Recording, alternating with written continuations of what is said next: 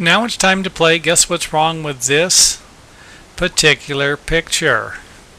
Well, there are a few things wrong with it, but for starters, this stairway is about 10 feet off of the ground and it doesn't have a nice guardrail. Could you imagine a small kid coming up here and goofing off and actually falling through this? I mean, these are the things that kill homeowners and insurance companies. And again, it's, hey, what's the kid doing back there? Well, kids do. They do goofy things like that. Even adults do. So whenever you see something like this, on your property, and you're, hey, you know what, I'm not ever going to have any kids there, you can't take that attitude. You've got to make something like this safe. Otherwise, you could end up paying the consequences later.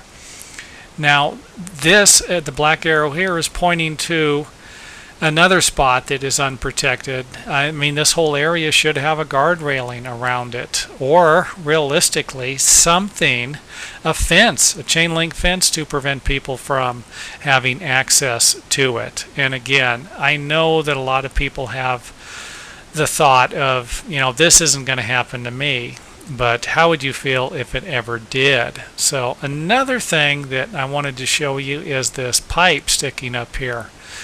I mean, it isn't bad enough that there isn't any protection around here, like a fence or a hand railing, guardrail to protect people, but could you imagine if a young, I don't care who it is, if anyone actually slipped off of this concrete pad and fell onto this pipe?